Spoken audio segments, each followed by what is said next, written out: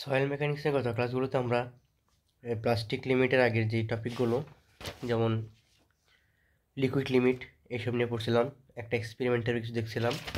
আজকে আমরা দেখব হচ্ছে plastic limit, PL. Plastic limit is defined as the moisture content in percent at which the soil crumbles, মানে ফেটে যাওয়া, when rolled into thread of 3.2 mm diameter. The plastic limit is the lower limit of the plastic state of soil. মানে বলতেছে কোন একটা সয়েলের কাইকে আমি যদি এরকম করে করে হাত দিয়ে এভাবে রোল বানাই, তাহলে 3.2 mm ডায়া পর্যন্ত যাওয়ার সময় যদি ফেটে যায়, ক্র্যাক চলে আসে, যদি স্মুথলি হয়ে যায়, তাহলে সেটা প্লাস্টিক লিমিট হবে না। যদি ফেটে যায় বা আলাদা হয়ে যায়, ক্রাম্বলস তৈরি হয়, তখন সেটাকে আমরা বলবো ওই সময়কার যে ময়েশ্চার কন্টেন্ট, ওইটাকে আমরা প্লাস্টিক লিমিটের ময়েশ্চার কন্টেন্টটা বলবো। এখন প্লাস্টিক লিমিটের একটা ইয়ে আছে, প্লাস্টিসিটি ইন্ডেক্স, পিআই। সেটা হচ্ছে লিকুইড লিমিট থেকে আমি প্লাস্টিক লিমিটটা বাদ দিব। এই মাঝখানে ডিফারেন্সটা যত বেশি হবে, এর বিয়োগফলটা, তার প্লাস্টিসিটি তত বেশি। এখন যে shrinkage limit, SL, the moisture content in percent, বেলিকেলেসি, at which the volume of the soil mass changes, the change is deformation, মানে চেঞ্জ মানে কি আটকানো, বাধা দেওয়া। ময়েশ্চার কমাইতে কমাইতে এমন একটা সময়ে আসবে যেখানে ময়েশ্চার কমাইলে আর ভলিউমে কোনো চেঞ্জ হবে না, ভলিউমকে আর ডিক্রিজ করা যাবে না, তখন সেই স্টেটকে আমরা বলবো হচ্ছে শিঙ্কেজ লিমিট। যেমন এখানে ভলিউম ছিল বেশি, ময়েশ্চার আর একটা ভলিউম, আমি যত ময়েশ্চার কমাচ্ছি ভলিউম কমতেছে কমতেছে কমতেছে কমতেছে। অ্যাট দ্য স্টেট হেয়ার, এখানে আমি যত ময়েশ্চার কমে না কেন, ভলিউম কিন্তু চেঞ্জ হচ্ছে না, ভলিউম কিন্তু কমতেছে না। তার মানে ওই ময়েশ্চারগুলো ছিল ওই সয়েলের যে ইন্টারনাল ইয়াগুলো আছে, ভয়েডগুলো আছে, ওগুলোর মধ্যে ছিল। সেহেতু ওই স্টেটকে আমরা বলবো শিঙ্কেজ স্টেট লিমিট। তা কী বললাম, এমন একটা সময় হবে যখন যখন ময়েশ্চার কমানোর পরেও তার কোনো ভলিউমের ডিক্রিজ হবে না, তখন সেই স্টেটকে যখন সেই স্টেট শুরু হবে, তখন থেকে আমরা বলবো শিঙ্কেজ লিমিট। এখন স্টেপ, কিছু স্টেপ দেখবো আমরা, ওই আসলে কী বের করবো, শিঙ্কেজ লিমিট বের করার কিছু স্টেট আছে। শিঙ্কেজ লিমিট বের করার আগে আমাদের ময়েশ্চার কন্টেন্ট বের করা লাগবে এবং ভলিউম বের করা লাগবে। আমাদের যে প্রসেসটা আছে সেটা হচ্ছে পাস থ্রো নাম্বার 40 সিপ, 40 নম্বর সিপ দিয়ে আমাদের পাস করাতে হবে। টেক 30 to 40 গ্রাম সয়েল, 30 থেকে 40 গ্রাম সয়েল নেব। Mix water and make it a state of liquid, এটাতে আমি পানি দিব, পানি দিয়ে এটাকে লিকুইড ফর্মে নিব। টেক পট ডায়া 1.75 ইঞ্চ, এই মাপের একটা ডায়া নিব, ডায়ার একটা পট নিব যেটা থিকনেস বা হাইট হবে 0.5 ইঞ্চি।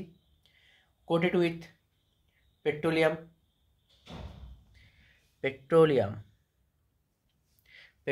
জেলি অ্যান্ড টেক ওয়েট নিব।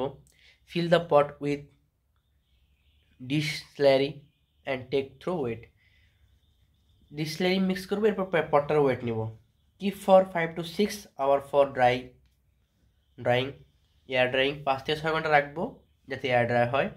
Place the sample in oven, keep amount 10 degree Celsius for 24 hours, oven dry করবো। Take dry and wait, dry করার পর ওয়েটটা নিব। একটা ম্যাথ দেওয়া আছে যে ওয়েট অফ দ্য কোটেড ডিশটার যে ওয়েট সেটা হচ্ছে 11.6 গ্রাম।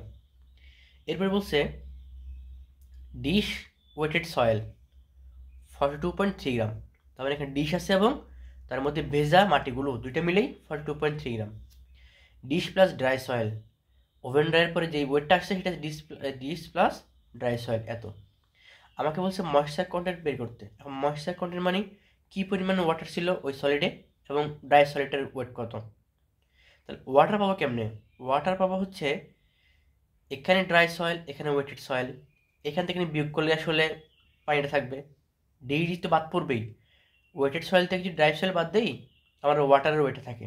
তাহলে আমি কী করলাম, 4.23 4.2.3 1.6 বিয়োগ করলাম। এরপর ওয়েট অফ ড্রাই সয়েল, এখানে ড্রাই সয়েল আছে, এক্সট্রা কি আছে, ডিশ আছে, তাহলে এই ডিশটা বাদ দিয়ে দাও, এই যে ডিশ ওয়েট 11.6, তাহলে 13.1 মাইনাস 11.6 ইন্টু 100%, যেটা পাবো এটা হচ্ছে আমার কি ময়েশ্চার কন্টেন্ট। তার মানে আমার ওই মাটির ময়েশ্চার কন্টেন্ট হচ্ছে কত, 53.5%।